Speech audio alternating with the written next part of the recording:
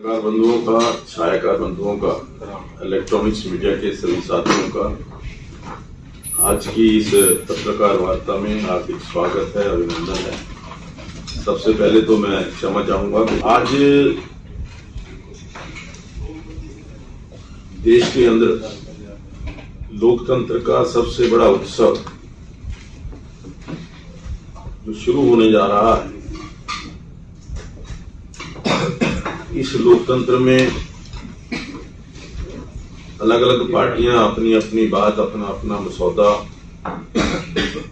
अपना अपना एजेंडा और अपना अपना घोषणा पत्र या यूं कह लीजिए संकल्प पत्र, ये सब रखती हैं और फिर जनता ये तय करती है कि जो संकल्प पत्र या घोषणा पत्र दिया जा रहा है इसमें वास्तविकता कितनी है, या जो पिछला घोषणा पत्र था जो पिछले चुनाव के अंदर आया था उसमें से कौन कौन सी चीजें पूरी हुई हैं, कौन कौन सी अधूरी रही हैं। इन सब बातों को देख करके, और हमारे संविधान की खूबसूरती है कि प्रत्येक नागरिक को, चाहे वो देश के राष्ट्रपति, प्रधानमंत्री हो या एक गरीब व्यक्ति, झुग्गी झोपड़ी में रहने वाला व्यक्ति हो, सभी को एक वोट का अधिकार है। ये हमारे लोकतंत्र की खूबसूरती है, ये हमारे संविधान निर्माताओं की दूरदर्शिता है।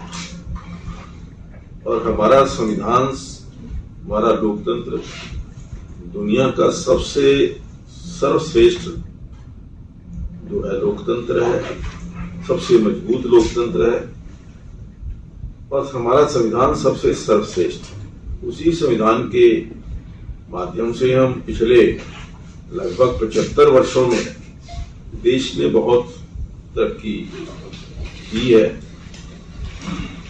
ये जो आगामी लोकसभा का चुनाव जो होने जा रहा है, उस चुनाव की दृष्टि से भारतीय जनता पार्टी ने अपना घोषणा पत्र जारी किया है और उस घोषणा पत्र के माध्यम से जो हमारे 4 प्रमुख सेवा के केंद्र कहें या 4 जो हमारे मुख्य बिंदु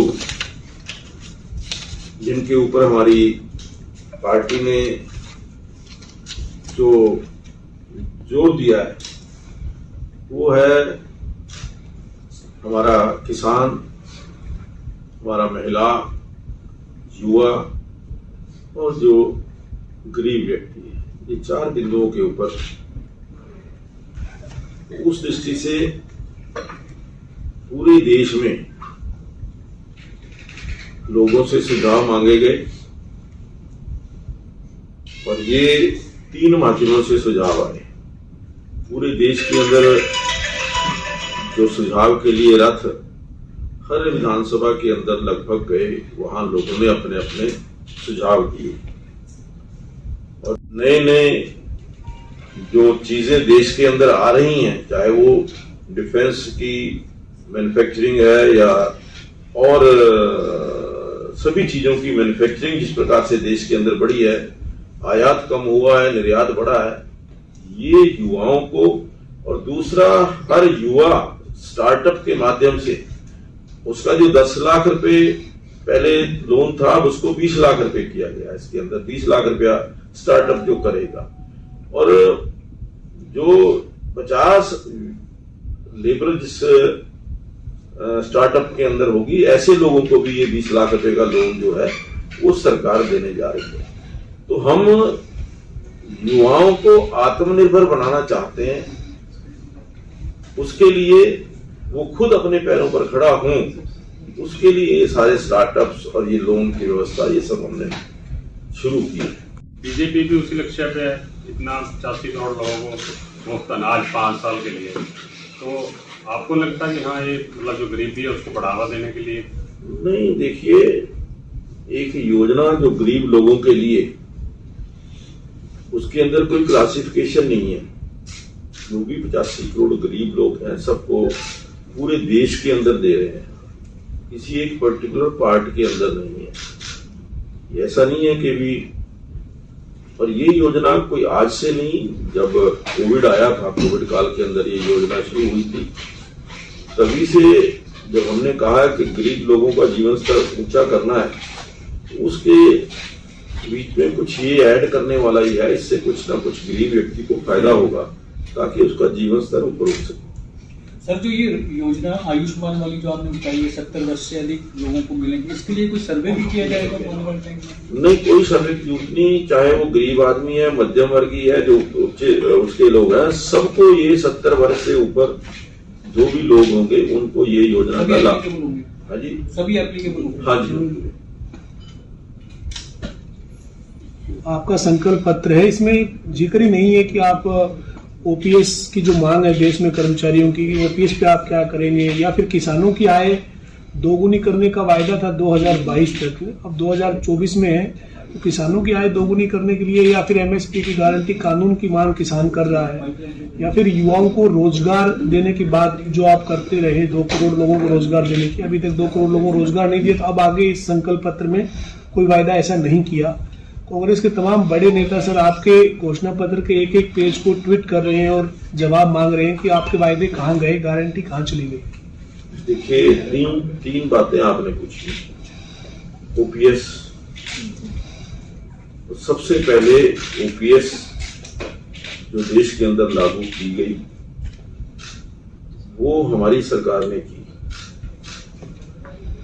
किसानों की आय बढ़ाने के लिए जैसा हमने कहा कि एमएसपी, इसको हम हर हालत में कंटिन्यू रखेंगे, और जिस प्रकार से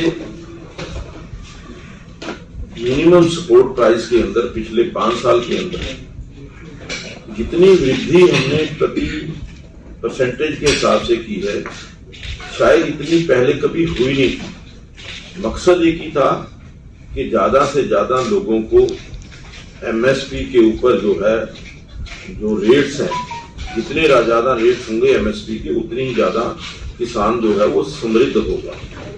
उस दृष्टि से किसानों को समृद्ध करने के लिए कि एमएसपी जारी रहेगी, ये हमारे घोषणा पत्र का प्रमुख, ये आदरणीय प्रधानमंत्री जी ने दी है। और किसानों के लिए नैनो यूरिया, इसकी शुरुआत हम करने जा रहे हैं, इसको बड़े लेवल पर शुरू करने जा रहे हैं। और इसके साथ साथ प्राकृतिक खेती है, जिन जिन लोगों ने, जिन जिन किसान भाइयों ने प्राकृतिक खेती को अपनाया है, उनकी आयु 2 गुना से छोड़ करके 4 गुना तक भी बढ़ी है।